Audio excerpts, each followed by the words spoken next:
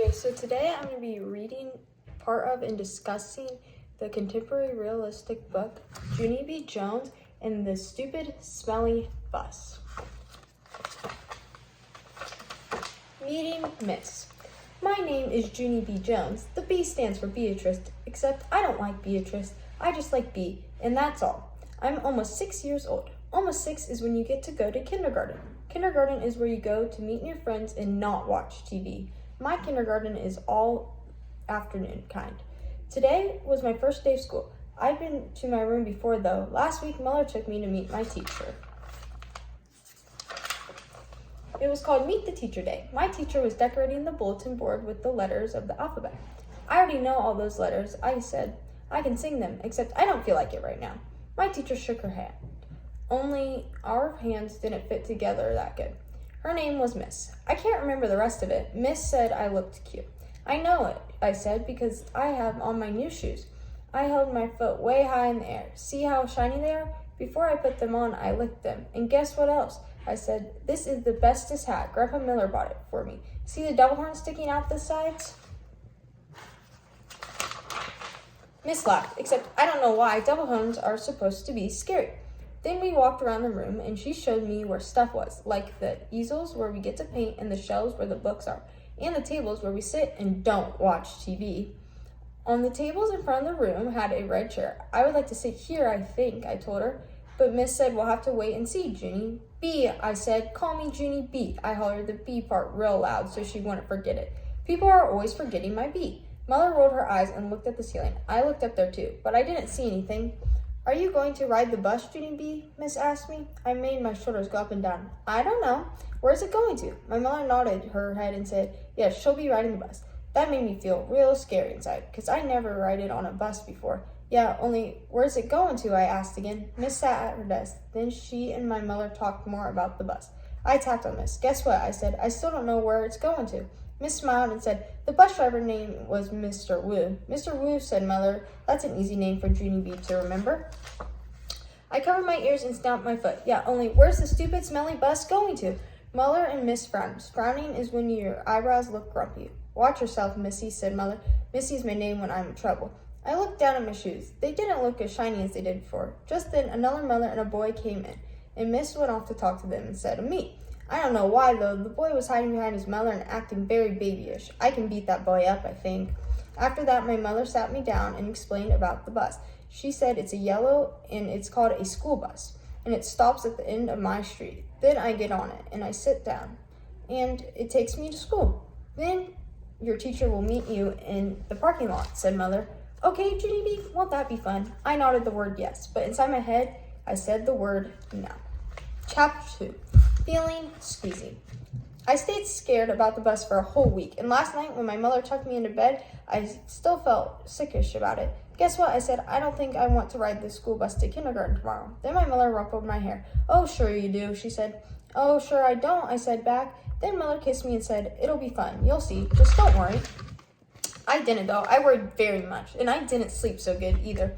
And this morning, I felt very droopy and squeezy when I got up, and my stomach was squeezy, and I couldn't eat my cereal. And so I watched TV until Mother said it was time to get ready to go. Then I put on my velvet skirt and my new fuzzy pink sweater. I ate half a tuna sandwich for lunch. After that, Mama and I walked to the corner and waited for the bus. And guess what? There was another mother and her little girl there too.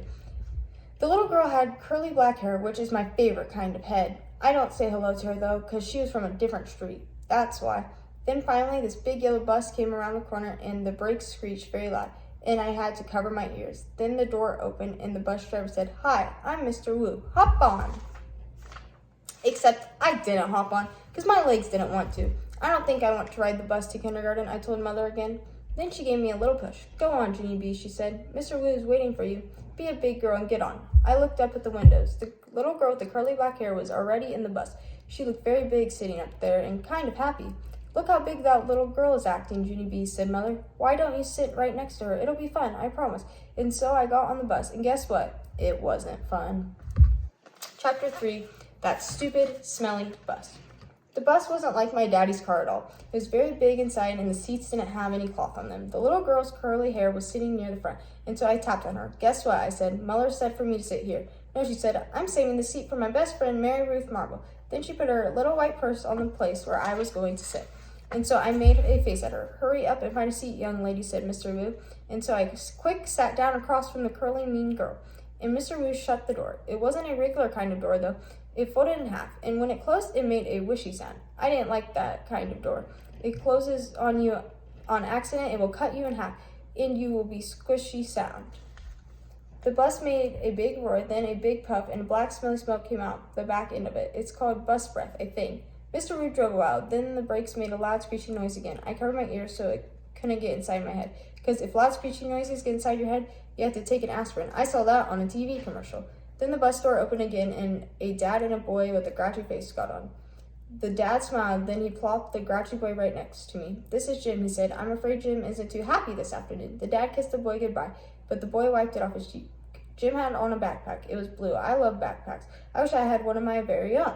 One time I found a red one in the trash can, but it had a little bit of gushy on it, and Muller said no. Jim's backpack had a lot of zippers. I touched one of them. 1, 2, 3, 4, I counted. Then I unzipped one. Hey, don't, yelled Jim. He zipped it right up again, and then he moved the seat in front of me.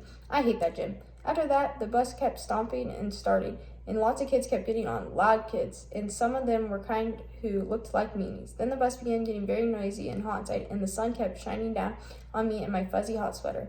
And here's another hot thing. I couldn't roll down my window because it didn't have a handle, and so I just kept on getting hotter and hotter. And it smelled in the bus too. The bus smelled like egg salad sandwich. I want to get off of here, I said right out loud, but nobody heard me. I hate it in this stupid smelly bus. Then my eyes got a little bit wet. It wasn't crying though, because I'm not a baby, that's why.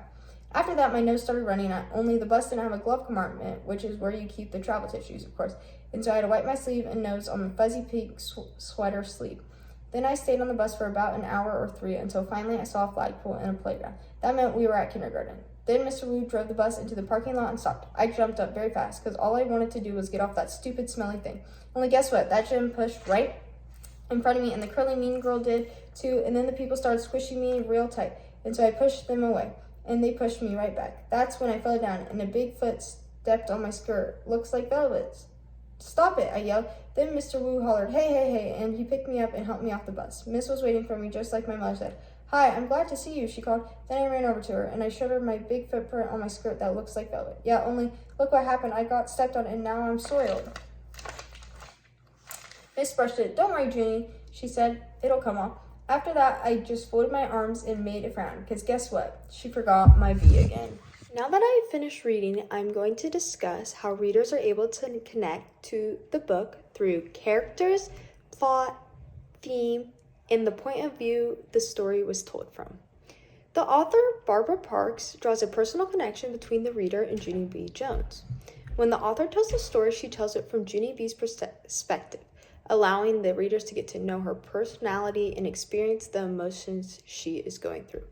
The story is about a girl named Junie B. Jones and the struggles and fears she faces on her first day of school. Building up to the first day of school, she is nervous about having to get on the bus. On her first day of school, the other students aren't so kind to her on the bus, making her not want to get back on it. As the school day continues, more things go wrong, and she gets told how terrible riding the bus home is. She decides to hide in the school and avoid riding the bus. As she wanders to school, she realizes she is ready to go home and calls 911. When they arrive, she's happy to see her mother. She tells her mother how scared she was to ride the bus home, and her mother tells her about how there's going to be a new girl riding the bus tomorrow who is just as nervous. That night, Junie B talks to the new girl, and they decide to sit together on the bus tomorrow and become friends. And Junie B realizes, after all, it wasn't so scary. Other characters in the story are also afraid of starting school. This lets readers know that they are not alone, and many other kids in their class are experiencing the same fears. This book is based for kids grades kindergarten to 3rd grade, and the author keeps Junie B. Jones and the kids in the book around that age, so readers are able to have a deeper connection with her because they're around the same age.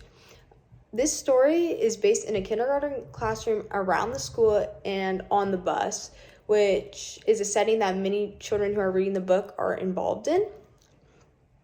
Many children are able to relate to Junie B and the struggles she goes through while attending school for the first time. This story allows readers to understand when attending school there are going to be new struggles they have to face, such as making new friends and adjusting to a new routine.